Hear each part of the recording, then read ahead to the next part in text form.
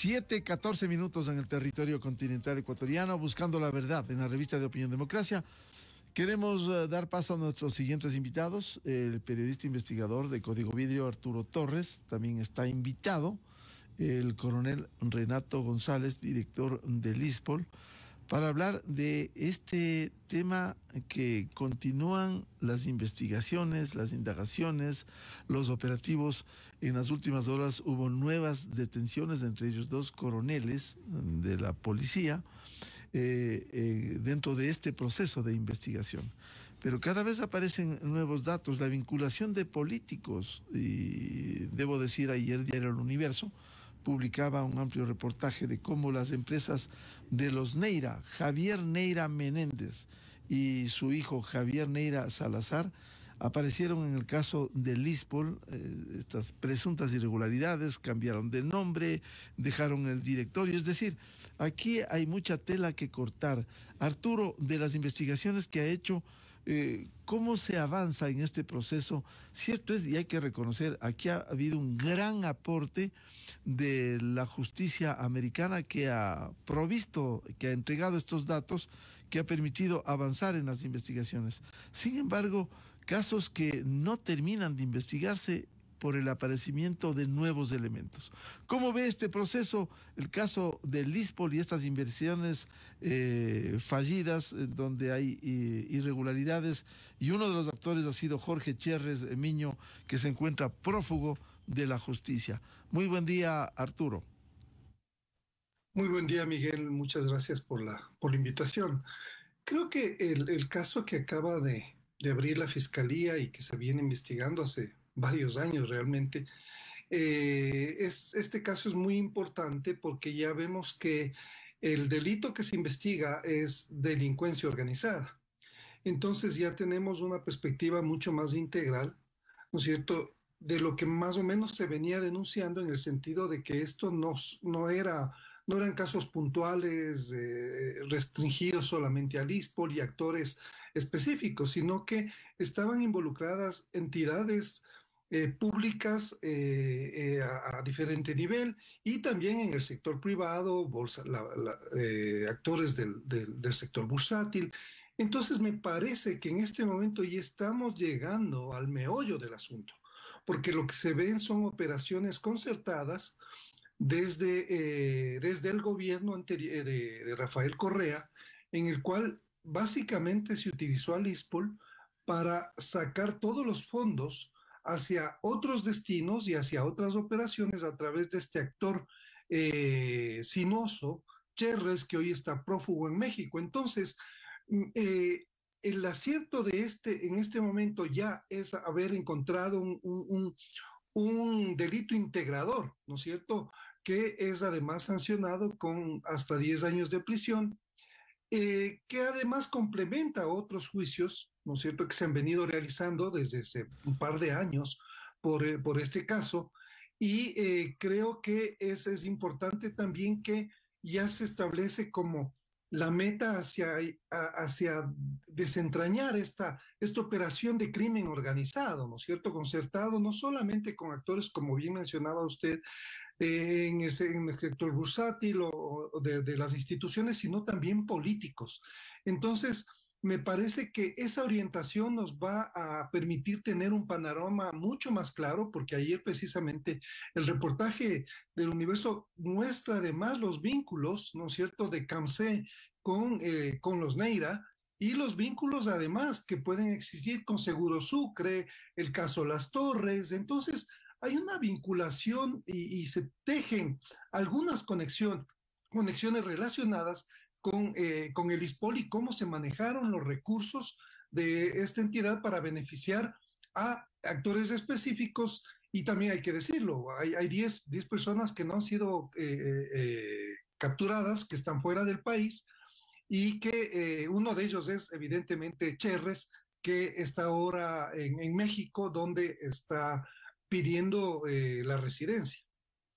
Dentro de esta trama de investigación, en donde suma, de acuerdo con los datos oficiales, más de 900 millones, aquí hubo mecanismos bursátiles, acciones de empresas, compañías aquí en Panamá y en otros sitios que lograron captar estos recursos. ¿Quiénes, además de los vinculados que ha señalado Arturo como Jorge Cherres, también hay vinculación directa o indirecta de quienes estaban vinculados al manejo del ISPOL, Arturo? Sí, sí, hay algunos exfuncionarios del ISPOL que estuvieron en la toma de decisiones. Se ha mencionado a dos exoficiales de la policía también entre los detenidos, pero adicionalmente hay otro personaje que es Luis Alberto González, de lo que yo conozco, que fue señalado en el gobierno anterior por la entonces ministra de Gobierno, María Paula Romo, quien estuvo vinculado a las operaciones irregulares en la Casa de Valores Orión, que antes fue propiedad de Cherres y era quien transportaba y circulaba con el candidato Andrés Arauz, ¿no es cierto? Este también es un dato interesante que nos muestra nuevamente los vínculos con los políticos y para mí no es tampoco una coincidencia en ese sentido que Cherres esté en México, que sabemos se volvió de alguna forma el refugio de algunos prófugos o gente que estaba siendo buscada por la justicia ecuatoriana del correísmo. Estas relaciones y estos nexos son los que precisamente nos ayudan a entender que hubo una decisión política detrás de lo que pasó y conexiones, esto es lo que tiene que establecer la Fiscalía, las conexiones con los políticos que tomaron decisiones en su momento para que todas estas operaciones que han causado un perjuicio de más de 930 millones de dólares al ISPOL sean esclarecidas y pueda de alguna forma también, que es lo importante, recuperarse el dinero. Ahora, hay otro detenido que, por ejemplo, que fue conserje en Produbanco y de pronto pasó a ser ejecutivo de una de las empresas de Cherres. También otra persona que fue capturada en los operativos de ayer tenía relación con Valpacífico, ¿no es cierto? Y a su vez, esta entidad tenía relaciones con todas las operaciones ilícitas en Seguro Sucre. Todo esto se va de alguna forma cruzando, ¿no es cierto? Vemos cómo convergen operaciones ilícitas que se realizaron en algunas entidades públicas, que fue de alguna forma el patrón permanente y consistente durante el gobierno del expresidente Correa, que básicamente se están confirmando y están confirmando esquemas de corrupción a nivel sistémico que ahora están ya siendo esclarecidas e investigados por la justicia. Ahora, estos datos configuran, decía Arturo, una trama enorme que determinó que hayan hecho estas acciones de llevarse los recursos, estas inversiones del ISPOL. Y esto ha llevado un gran tiempo, porque si estamos hablando del gobierno de Correa, ya han transcurrido desde el 2017 5 años y se sigue investigando esto que estaba virtualmente tapado. Así es. O sea, recordemos que esto son investigaciones que tienen que ver con las operaciones, sobre todo de compra-venta de bonos para deuda y otro tipo de transacciones desde el 2013 hasta el 2020 más o menos, cuando se realizan, es el periodo de la investigación, porque básicamente lo que vimos es que había una, unas operaciones discrecionales que nadie controlaba a estas entidades hasta que realmente en el gobierno de Lenín Moreno es que salta la denuncia, ¿no es cierto?, que salió, por cierto, en vistazo sobre la compra de bienes que estaban de alguna forma sobrevalorados y también habían irregularidades en esas adquisiciones, o sea, no solamente son operaciones swap, como se las conoce, de bonos de deuda, sino otro tipo de transacciones que también están siendo investigadas y por las cuales hay algunos juicios abiertos, uno de esos de peculado, pero claro, son delitos de alguna forma menores. y recalco la importancia que tiene esta investigación porque ya estamos frente a un delito que puede ser sancionado con hasta 10 años de prisión. Ahora, en este momento se están encontrando a los presuntos responsables, por eso las nuevas aprehensiones. Sin embargo, la ruta del dinero, el encuentro de ese dinero, va a resultar complejo, Arturo. Sí, sí, Miguel, porque básicamente lo que se hizo es una triangulación entre varios operadores, se sacó el dinero del país y básicamente se puso en cuentas, en algunos casos se movieron a través de Panamá, de otros paraísos fiscales. Entonces, eso, tratar de identificar dónde fue el dinero del ISPOL, por el cual Cherres, que era el principal protagonista, entregaba estos papeles que finalmente no estaban avalados ni han sido certificados por la Bolsa de Valores. Eh, Esa es la parte que realmente les interesa a los afiliados, al fisco, al Estado, que es de alguna forma el que pierde, el gran perdedor, no solo el ISPOL, sino el Estado, pero sobre todo nos demuestra que las instituciones de control y las autoridades se prestaron en esa época para operaciones irregulares, ilícitas, que ahora están siendo investigadas por diferentes delitos. Esto es muy grave porque el caso ISPOL nos muestra básicamente una operación que también se puede haber realizado en otras instituciones y de hecho es lo que ha ocurrido con los otros casos de corrupción en los cuales vemos los mismos operadores que de alguna forma toman decisiones para beneficios propios y para mover dinero y ahora lo importante sería recuperar esos cientos de millones de dólares que han dejado con cifras rojas al ISPOL que lastimosamente tiene que de alguna forma encontrar una solución hasta que se puedan recuperar este dinero que evidentemente tomará algún tiempo porque primero es la localización de esos fondos, luego tramitar de forma legal el que se puedan recuperar y probar en procesos judiciales que esos fondos le pertenecen al ISPOL. Entonces, son procesos que tomarán un tiempo y son complejos de investigar también. Ahora, el problema resulta cuesta arriba, más allá de las acciones que hay que reconocerlas hoy el ISPOL con el coronel Renato González, que han venido trabajando intensa e incansablemente.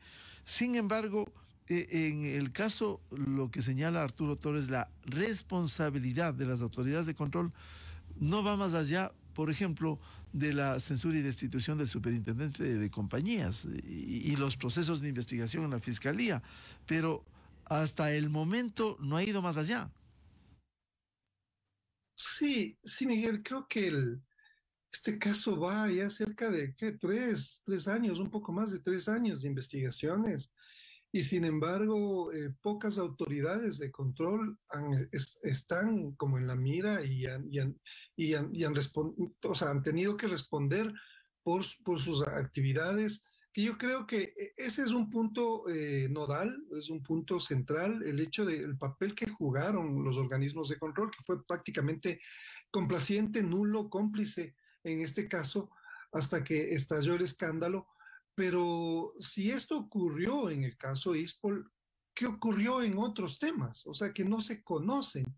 Esto es lo preocupante y evidentemente la fiscalía está desbordada porque además le costó entender cómo fue esta operación de alguna forma de crimen científico, ¿no? Porque fue muy, muy bien planificada, en la cual estuvieron involucrados una serie de actores, no solo del sector público, sino del sector privado, políticos, en fin, o sea, una organización que se presume una organización criminal con vínculos y relaciones a diferentes niveles que además perjudicaron al Estado, perjudicaron al ISPOL y hasta ahora de alguna forma, como usted bien menciona, Miguel, estas autoridades la han sacado muy barata y yo creo que hacia allá debería también tratar de enfocarse en la investigación para que la impunidad no sea la que de alguna forma el paraguas en el cual se amparan las autoridades de control para luego, en función de operaciones políticas, salir bien librados de estos casos que causan un perjuicio para toda la comunidad. Ahora, la dispersión de la investigación, la Fiscalía hace sus esfuerzos, pero vemos que no solo esto está vinculado con el ISPOL, en donde hay una relación de captación de dinero, sino también con el caso Las Torres, en donde están vinculados el ex contralor Pablo Celi y su hermano Esteban Celi. Es decir, hay una ramificación de esta corrupción, estas empresas, estos holding en Panamá y en otros sitios, la vinculación de políticos, aquí la vinculación en Guayaquil con Decebale y la empresa Citadel. Es decir, una trama compleja en donde políticos, ex directivos del ISPOL, estos inversionistas chimbos como Jorge Cherres, que han causado daño en este proceso, Arturo. Sí, evidentemente y este es uno de los casos que resultan emblemáticos. ¿Por qué? Porque básicamente estos actores políticos con su influencia han logrado frenar las investigaciones, entorpecerlas, presionar, tratando de impedir que se pueda investigar e identificar a quienes son los actores protagónicos en este caso. Entonces, esa variable de los políticos involucrados es la que ha entorpecido la investigación, y creo que ahora mismo ya estos candados se están rompiendo precisamente con este caso, porque ya vemos, como decía hace un momento, una perspectiva de investigar crimen organizado, una estructura que tiene operadores a diferentes niveles. Y eso es lo que un poco se trataba, porque anteriormente los procesos que se han abierto son muy puntuales, ¿no es cierto?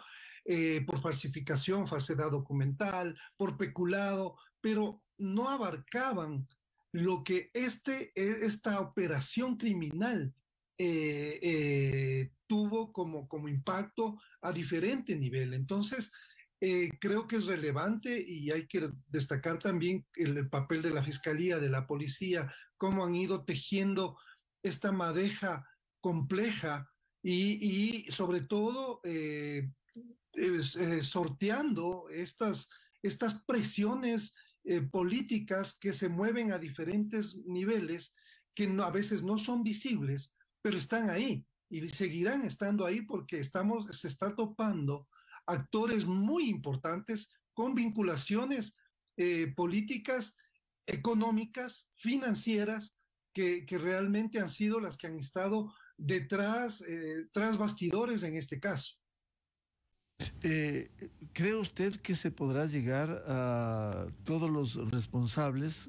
Muchos de ellos están identificados y en investigación, incluso algunos detenidos, otros prófugos de la justicia, en esta trama de perjuicio que se ha hecho al ISPOR.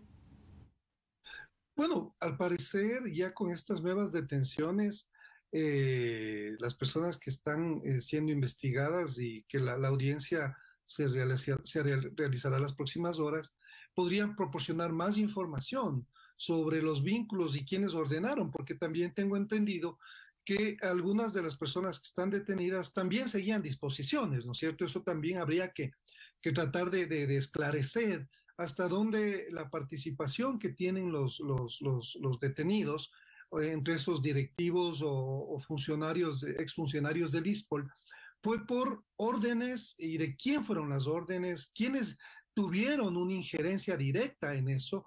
Entonces, esto nos va a permitir establecer con mucha más claridad quiénes estuvieron detrás de las disposiciones, porque Cherres se mantenía como el único, digamos, protagonista, pero las sospechas son que evidentemente había gente de mucho más poder en el gobierno de Rafael Correa, que conocía de esas operaciones, y fue la que realmente desde el directorio del ISPOL en la época se dio el luz verde para todo este tipo de operaciones, que básicamente ahora están saliendo a la luz. Entonces, yo espero, confiemos en que la información que proporcionen las personas que ahora están siendo vinculadas a este nuevo caso que investiga la Fiscalía, puedan abrir puertas para entender mucho más qué otros actores preponderantes estuvieron directamente vinculados en estas acciones de corrupción.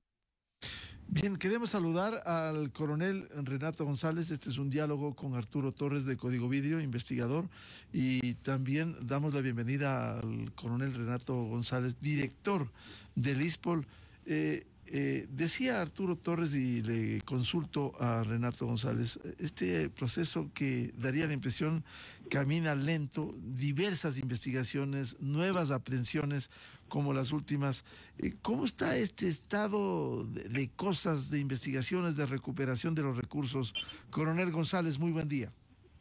Buenos días, Miguel, buenos días, Arturo, y a todos quienes nos escuchan. Efectivamente, van avanzando paulatinamente las investigaciones. Siempre les hemos manifestado que esta será una lucha larga y tortuosa, pero hay hitos motivacionales como los que hemos tenido esta semana con el pedido de difusión roja para el señor Jorge Cherres. También en el plano interno del ISPOL, el día lunes y martes ya pudimos volver a emitir créditos quirografarios luego de 2 años y medio. Y el operativo de ayer es trascendental porque se refiere al delito investigado de delincuencia organizada. Es decir, el tiempo va poniendo las cosas en su lugar y lo que siempre se manifestó, que esta es una estructura de crimen organizado político, económico, transnacional, se va desvelando. Cierto es que hay esta serie de garantías procesales que tienen los victimarios, las medidas sustitutivas y otras, pero que son las reglas de juego con las que nos toca enfrentar esta mega estructura que atracó 950 millones de dólares de la Seguridad Social Policial, de la cual hemos podido recuperar 27 millones de dólares apenas, pero que constituyen recursos fundamentales para devolverle la tranquilidad al conglomerado policial. Dentro de tantas investigaciones que se hace en la Fiscalía, coronel González, ¿nos podría aclarar las detenciones últimas que se ha hecho, incluso 2 coroneles, entendemos, en servicio pasivo? ¿Obedece a una de las investigaciones que estaba a cargo la Fiscalía Provincial de Pichincha? La Fiscalía del Guayas es la que estaba a cargo de esta investigación puntual por delincuencia organizada, y como lo habíamos manifestado en otras ocasiones, hay casi una veintena de procesos investigativos en el país, algunos en etapa reservada porque es la investigación previa, etapa preprocesal, y otros ya en instrucción fiscal, inclusive algunos han terminado, como es el caso de Citadel, de Cevale. Estamos a la expectativa de que el caso de peculado en Quito también se establezca la audiencia evaluatoria y preparatoria de juicio. Súmele a eso los casos denominados SMS, Delcor y Ecuadrán. En este momento podríamos hablar de que este es el 7º u 8º caso que se ha hecho público, pero hay otras investigaciones en marcha. Respecto de su pregunta, varias veces se había reclamado al interior del conglomerado policial por qué el ISPOL no presenta una denuncia por delincuencia organizada. Esto no se trata de poner denuncia sobre denuncia y luego entorpecer las investigaciones. Desde el mes de agosto del año anterior, el director general del ISPOL ya rindió versión en esta investigación previa por delincuencia organizada, que ahora ya está en esta etapa pública de instrucción fiscal. En virtud de ello, de los 13 detenidos iniciales que tuvo el operativo el día de ayer, en la audiencia de formulación de cargos se cumplió esto para 12 personas. Hacia uno de ellos, Fiscalía se abstuvo de presentarle cargos en virtud de que consideramos ellos no deben haber encontrado elementos esenciales de convicción. Y los 12 procesados recibieron medidas sustitutivas. ¿Cuáles son? La prohibición de salida del país, la presentación periódica, y se va a hacer una consulta a la SNAI para efectivamente determinar si están disponibles los dispositivos electrónicos. ¿Cuál puede ser la potencial responsabilidad de quienes en su momento integraron el Consejo Directivo? Esa es tarea de Fiscalía a través de estos procesos investigativos, pero como se podrá notar, paulatinamente las investigaciones van llegando a niveles superiores. Entre esos 12 detenidos en las últimas horas, ¿cuántos ex policías existen? Los 2 señores oficiales en grado de coronel en servicio pasivo. ¿El resto son civiles vinculados al ISPOL? A diferentes instituciones, a casas de valores, al de Cevale, a la misma bolsa de valores. Hay que resaltar algunos casos puntuales. Permítame, el señor Byron Caiza Maigua que en el 2003 trabajaba con el señor Jorge Cherres en Produbanco, pero el señor Caiza Maigua era conserje y el señor Cherres era un ejecutivo junior, y al año siguiente, en una vertiginosa carrera, se convirtió ya en accionista de las empresas que formaba el señor Cherres. Es decir, claramente, a mi criterio, esas son las personas claves de las investigaciones que hay llegar, porque se constituyen en potenciales testaferros de todo lo que hizo este sujeto. Aparte de eso, fue apresado inicialmente, y como le explico, están con medidas sustitutivas, César Auquillas Pucuruco. ¿Quién es este tipo? Es un exfuncionario del Ministerio de Finanzas y que luego fungió como jefe de inversiones del ISPOL entre el año 2012 al 2015, pero que además le recuerdo a la ciudadanía, en la asistencia penal internacional, varios cheques estaban cursados a nombre de un señor César Auquillas. Aquí tendrá que determinarse si se trata de un homónimo, si recibió este sujeto esos dineros de Jorge Cherres. Otra persona a destacar es Jorge Enrique Ramos, el principal de Val Pacífico, esta casa de valores que dependía del Banco del Pacífico, y que no solamente le perjudicó al ISPOL, le perjudicó también al Seguro Sucre. Pero tenemos conocimiento de que de Casa de Valores del señor Héctor San Andrés, que es otro de los procesados en este caso de delincuencia organizada, el señor Ramos recibió transferencias. Es decir, ahí vamos viendo cómo se repartían los dineros de todos estos actos de corrupción.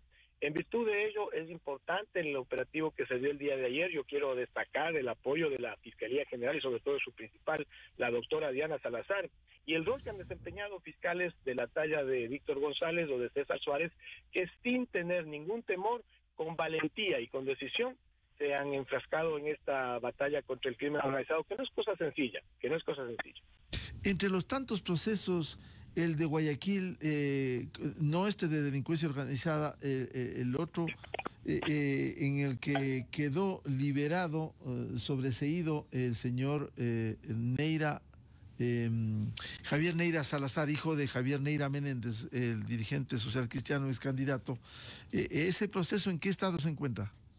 Ese es el caso denominado Citadel, donde inicialmente habían 4 personas procesadas: Luis Álvarez Villamar, su yerno Gonzalo Navarro, ambos exfuncionarios del DCVALE, Oriana Rumbea, que es la esposa de Javier Neira Salazar, y este último.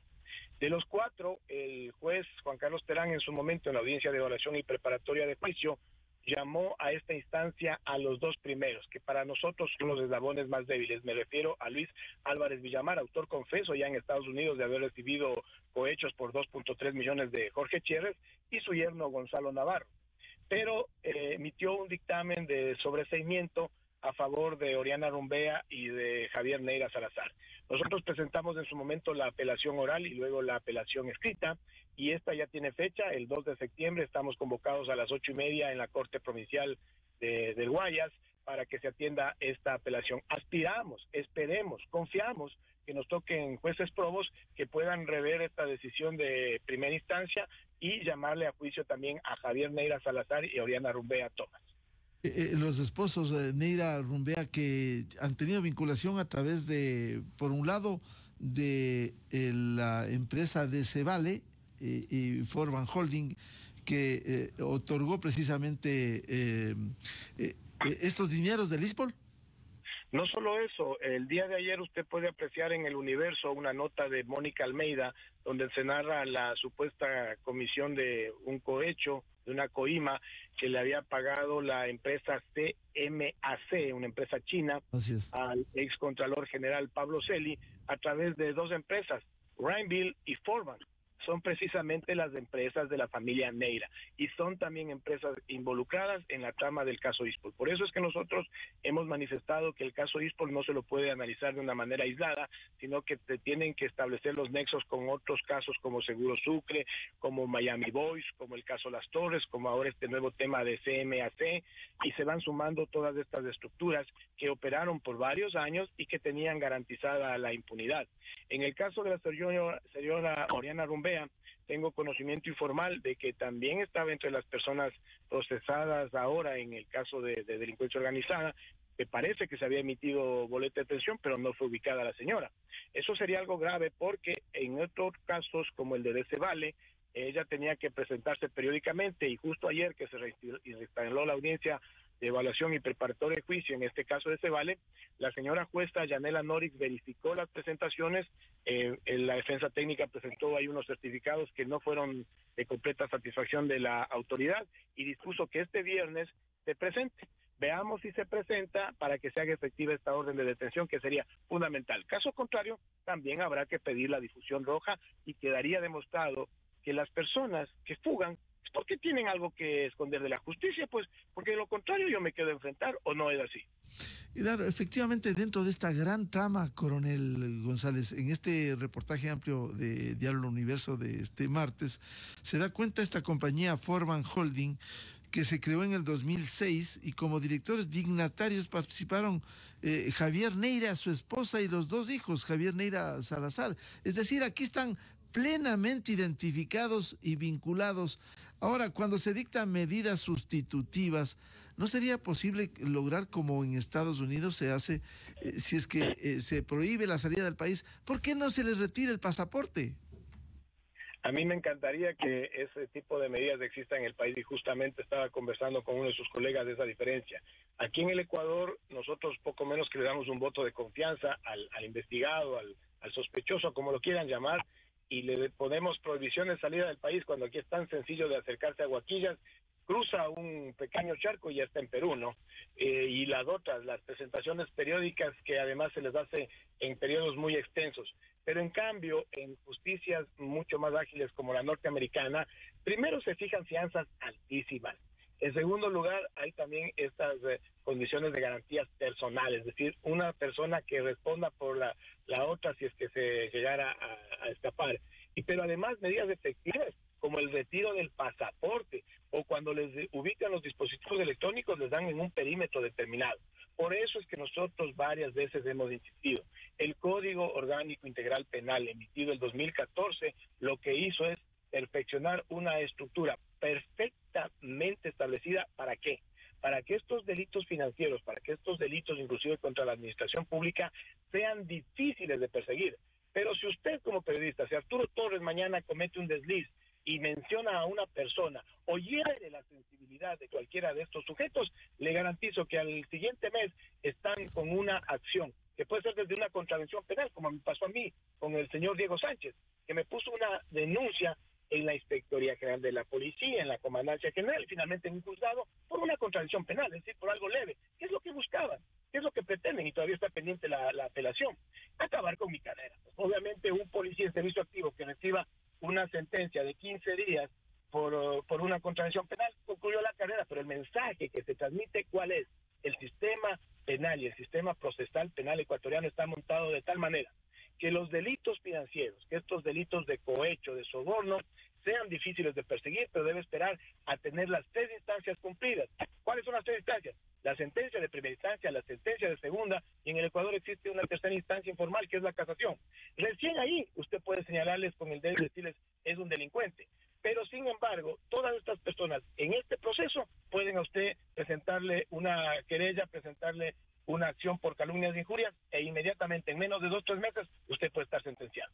Con esta ayuda de la justicia americana que ha entregado información valiosa, coronel González, se prueba que empresas como Forban Holding y Ramville Investment están vinculados la familia Neira, plenamente identificada en estos nexos que incluso captaron recursos en la ciudad de Guayaquil del ISPOL. Así es, recuerde usted también que al menos el señor Javier Neira Menéndez años atrás ya tuvo algún inconveniente con su visado hacia el país. Le quitaron la visa a Estados Unidos, le quitaron la visa y él reclamó, bravísimo estaba. Efectivamente, y en los casos actuales, yo le puedo hablar por el tema ISPOL, Forban es una de las empresas que supuestamente le hizo un préstamo a Envases del Litoral, que es una empresa guayaquileña, pero con recursos del ISPOL, al punto que los ejecutivos de Envases del Litoral pagaron ese supuesto préstamo en 3 letras y la cuarta prefirieron entregarle al ISPOL, y por eso yo recibí $1 millón y pico, que era el último pago de este supuesto préstamo. Ese tipo de cosas es lo que uno se encuentra, cómo utilizaban estas empresas. ¿Y sabe dónde están radicadas tanto Forban como Ramville? En Panamá. Vaya coincidencia, dirán algunos. No es así. estaban perfectamente coludidos con estas intenciones. Es lo mismo que las empresas del señor Chávez, me refiero a ISCOR, a Ecuador High Yield Bond Funding e Institutional Custody Service, que son empresas a las cuales el ISPO le entregó casi 700 millones de dólares, que estaban radicadas en Panamá, pero que existe la certificación de la Superintendencia de Mercado de Valores de ese país, en que eran instituciones que estaban registradas, pero no tenían permiso para operar. En otras palabras, son empresas de papel que en este momento inclusive ya están en etapa de liquidación. Y a esas empresas, con el menor análisis de riesgo posible, porque el exdirector de riesgos del ISPOL es el ahora confeso en Estados Unidos, John Luzuriaga, el ISPOL muy alegremente le entregaba 700 millones de dólares. Coronel González, entre los tantos procesos de investigación que lleva a cabo la Fiscalía, en Pichincha, ¿cuántas investigaciones están pendientes? Una que estaba a cargo incluso de la Fiscalía Provincial de Pichincha.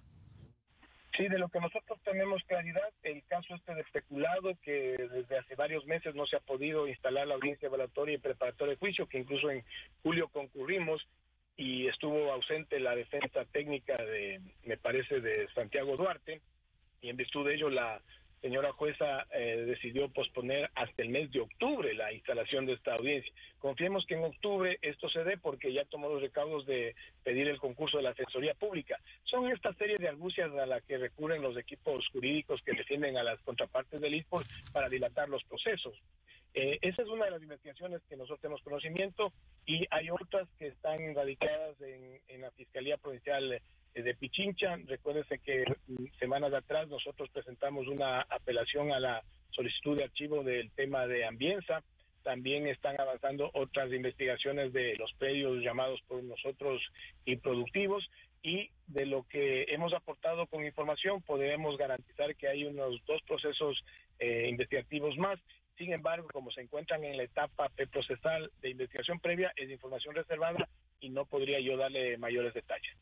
Vuelvo con Arturo Torres. Frente a esta trama de corrupción, esta estafa que se ha hecho al ISPOL, como ve los procesos que nos ha relatado el coronel Renato González, tantos casos avanzan, unos inclusive todavía de manera reservada, pero la aspiración es que se llegue a las etapas de sentencia y también finalmente de recuperación de los recursos.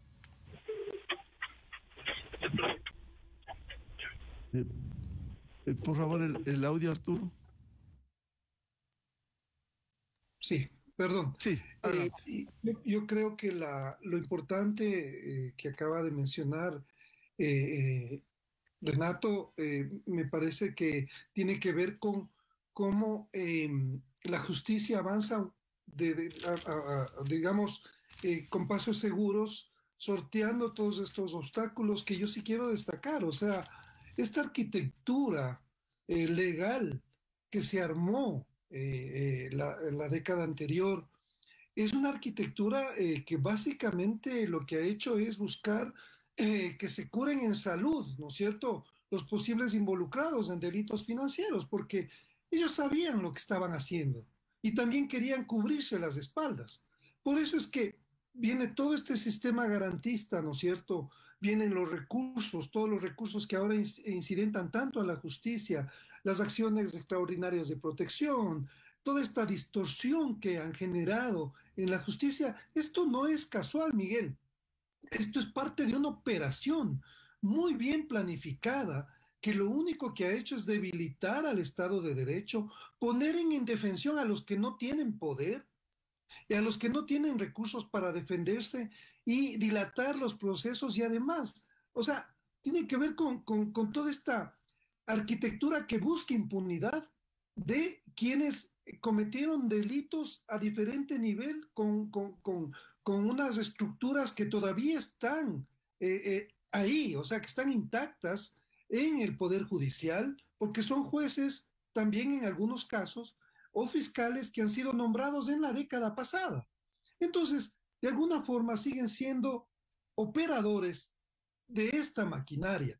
Eso para mí es lo preocupante, porque más allá de que se van probando, ¿no es cierto?, los diferentes delitos que en los casos vinculados a todo este latrocinio que se cometió en el ISPOL, toda la serie de problemas y dificultades que han habido en la investigación ayudan a entender que estamos enfrentando una maquinaria que está intacta, ¿no es cierto? Y que tiene que ser desmontada, que tiene que ser identificada, denunciada, porque básicamente lo que se hizo es beneficiar con la ley actores privados en perjuicio de la colectividad.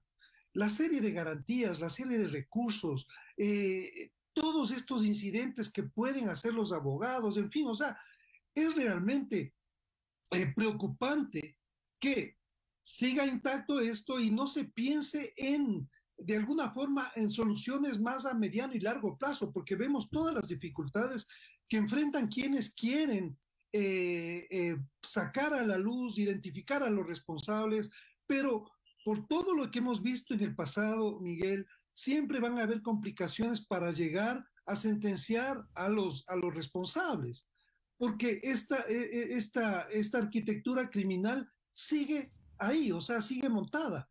Creo que hay que pensar en reformas al Código Integral Penal, a todas estas actividades que, por ejemplo, no solamente tienen que ver con beneficiar a los delincuentes de cuello blanco, sino también a los narcotraficantes. El lavado de dinero dejó de ser un delito autónomo y tiene que juzgarse en función de un delito precedente. Entonces, desde la Asamblea también de la época se tomaron decisiones para amalgamar esta estructura que lo único que ha dado es impunidad a estos actores que ahora siguen campantes, que son los que tomaron las decisiones, ¿no es cierto? Y que están, como yo decía hace un momento, tras bastidores. Arturo, y pese a estas investigaciones y a los hechos que han ocurrido, al menos en este caso de este estafa Lispol, perdón, se catalogan algunos perseguidos políticos y por ello no puede explicarse esta delincuencia política que busca el control de la justicia, Arturo. Claro, claro, evidentemente, Miguel, es que esa es la batalla final.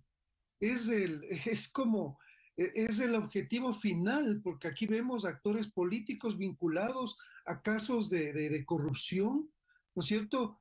Y el tomar la justicia nuevamente, desde el 2011 se inició esa metedura de la mano que pidió el entonces presidente Correa, hasta ahora no la ha sacado de ahí, o sea, estos actores siguen manoseando la justicia, pero como perdieron de alguna forma poder e injerencia, ahora quieren volver a retomar eso. Esto es histórico, además, o sea, no tiene que ver solamente con un gobierno específico. El control de la justicia es vital, lastimosamente, o sea, ha sido una cosa reiterativa desde el poder político, pero ahí es precisamente que quienes integran el Poder Judicial, el Consejo de la Judicatura, la Corte Nacional de Justicia, deben defender su independencia más allá de las presiones y las intenciones que siempre van a existir del poder político por controlar la justicia.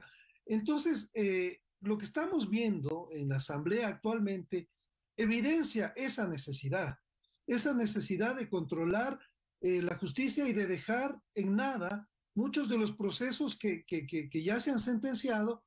Entonces es vital que la ciudadanía, que la comunidad entienda lo que está de por medio, porque no está de por medio únicamente estos casos puntuales, no, está de por medio el hecho de que la mayor parte de ciudadanos que no tenemos poder político ni económico, estamos en absoluta indefensión, porque quienes tienen el sartén por el mango son los que tienen contactos, son los que han puesto en esos cargos a jueces, a fiscales también. Entonces, esto es lo que tenemos que enfrentar, Miguel, y esto es lo que debe tener clara la comunidad, más allá de cualquier partido o movimiento político que esté involucrado, es un tema de fortalecer el Estado de Derecho para que todos los ciudadanos seamos iguales frente a la ley y tengamos los mismos derechos y no al revés, que es lo que está pasando ahora. La ley, de alguna forma, y los procesos que se siguen benefician a individuos que son y que han violado la ley con toda esta batería de garantías y perjudican a la colectividad. Eso explicaría, Arturo, el juicio político a los tres vocales del Consejo de la Judicatura, en donde no solo está el correísmo que sueña con la revisión de las sentencias condenatorias que fueron absolutamente probadas en el debido proceso y con derecho a la defensa. Él explicaría eso, y no solo con el correísmo, sino con partidos como el Social Cristiano, que se ha sumado a este proceso. Y ahora vemos actores del Partido Social Cristiano como los señores Neira, que ahora aparecen en esta trama de corrupción. Así es, Miguel. Mire, el Partido Social Cristiano desde siempre ha estado en el poder tras bastidores, ¿no es cierto? O sea, y uno de sus espacios de poder siempre ha sido la función judicial. Entonces, desde que yo recuerdo, o sea, desde los años 80, ellos, cuando hubo una primera crisis en los 90, luego de una reforma que existió en la justicia, ellos siempre controlaron la justicia. Había dos grupos, recordará usted, Miguel, enfrentados en la corte, los socialcristianos con la democracia popular, que tenían también algunos jueces que eran afines a esas facciones políticas. Claro. Entonces, siempre el Partido ¿Recuerda, Social. Arturo, usted que ha sido acucioso en las investigaciones, la reunión de Febres Cordero en la casa de Galo Pico Mantilla, ya fallecido, presidente de la Corte Suprema de Justicia, ¿cómo se llamaba? El ingeniero León Así Febres es, Cordero, que claro. fue presidente de la República. Es decir, aquí no vienen a quitar las manos de la culpabilidad. Totalmente, Miguel. O sea, me parece que las pruebas están ahí, a la vista de cómo, el Partido Social Cristiano siempre estuvo detrás de la justicia, porque saben, y ahora lo que se viene son nombramientos, ¿no es cierto?, de notarios, la evaluación de los jueces. Entonces hay, hay un gran botín, por así decirlo, para los políticos, y sobre todo en esta necesidad de dejar en la impunidad casos que vinculan a actores del correísmo, y eso es lo que tenemos que rechazar. Y junto a eso, lo que usted bien mencionaba sobre esta narrativa de la victimización y del lawfare, ¿no es cierto?, que se ha ido como escribiendo, diseñando en un guión para victimizarse, y que ahora vemos que también se repite en un contexto mucho más, digamos, regional en Argentina, donde la vicepresidenta Cristina Kirchner está con ese mismo discurso, y seguramente irá por el lawfare. O sea, esta es Claro, una constitución persecución regional. política, impresentables, perdóneme la expresión, impresentables, no tienen vergüenza, después de que a la hija de Cristina Fernández de Kirchner le encontraron dinero, costales de dinero, millones de dólares en billetes, y ahora aparecen, está casi furiosa Cristina Fernández respondiendo por la acusación del fiscal que pide 12 años. Pero construyen una realidad paralela, ¿no? O sea, los hechos ya no significan nada, sino que es básicamente repetir el mismo discurso de manera consistente para, de alguna forma, confundir a la comunidad. Estamos en vísperas también de las elecciones. Entonces, esto es lo que debe tener claro, y por eso creo que es importante en este contexto, Miguel, el tener una prensa libre, una prensa independiente que no sea amordazada en el contexto de lo que va a tomar la decisión el presidente de la ley de comunicación.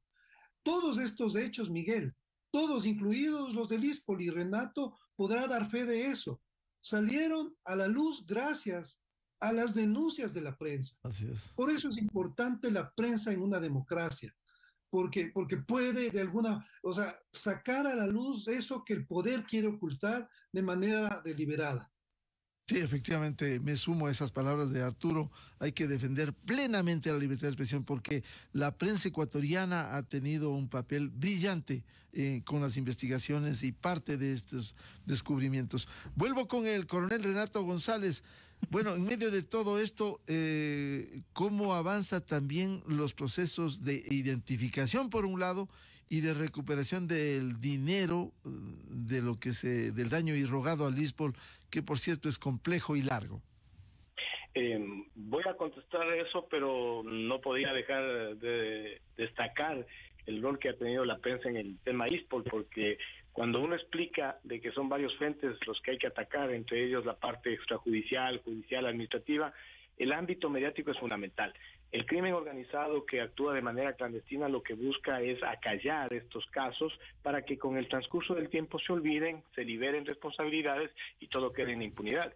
Y como bien lo manifestaba Arturo Torres, uno de los puntos básicos, fundamentales, el punto de quiebre que se dio en el caso ISPOL fue el reportaje de María Belén Arroyo en la revista Vistazo, cuando ella denuncia las irregularidades que se estaban cometiendo en un tramo de las operaciones del ISPOL, que es los fideicomisos. Ahí es que públicamente el conglomerado policial y sobre todo la entonces ministra de Gobierno regresan al ISPOL a ver qué es lo que está sucediendo y bueno, lastimosamente nos encontramos con lo que ahora ya es de dominio público. ¿Qué estamos haciendo para recuperar?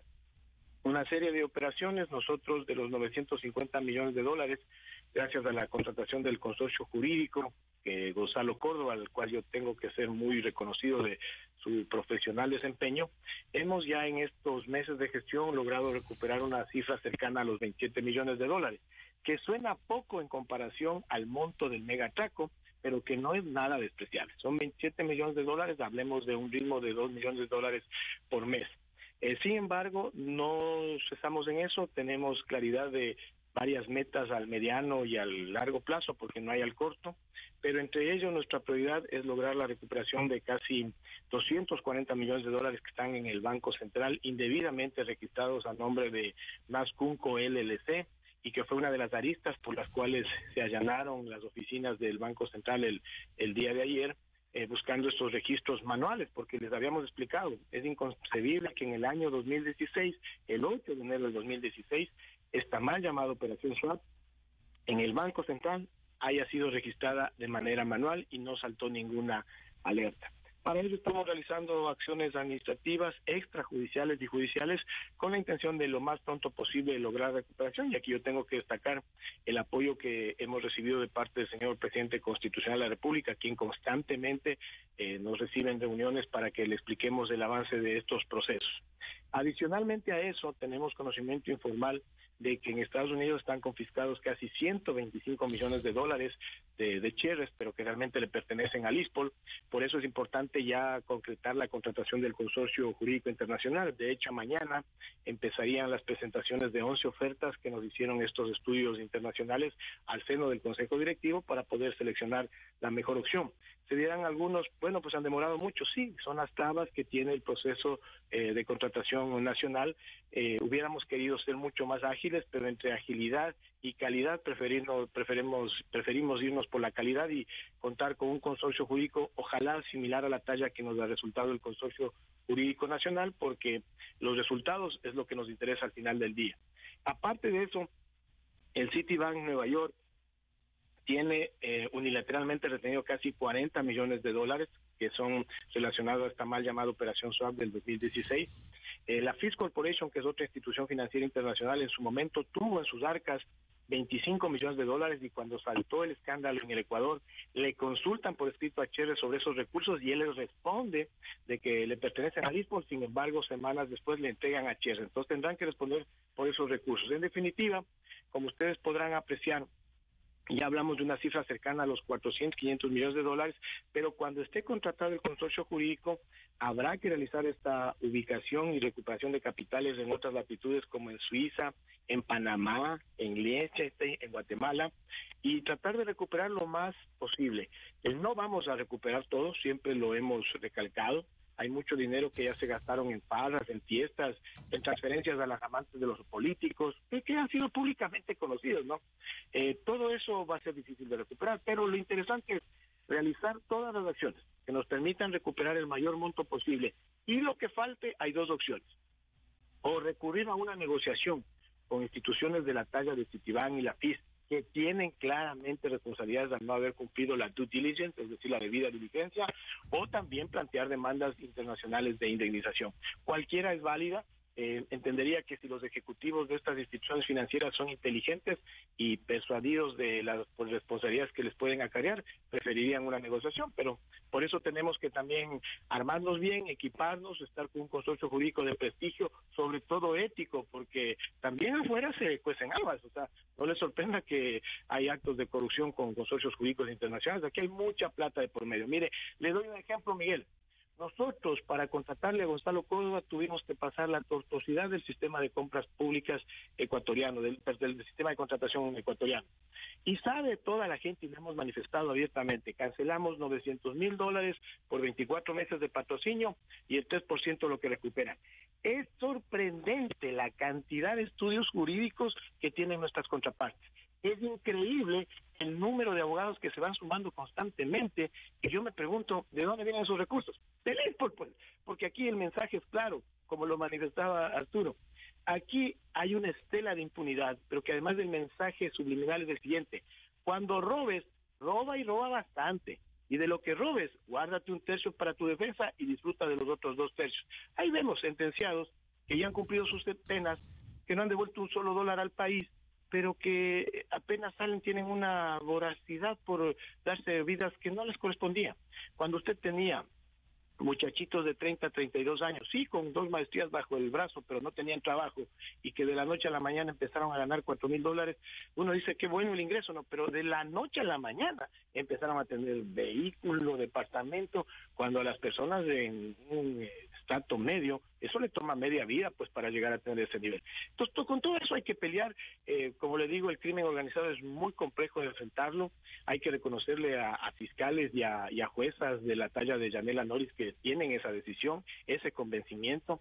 Es importante la institucionalización, es decir, la colaboración que se pueda dar entre la Fiscalía General del Estado, las judicaturas, la parte decente de los jueces, también la parte investigativa de la Policía Nacional, y buscar estos casos que se deben constituir en emblemáticos. ¿A qué me refiero?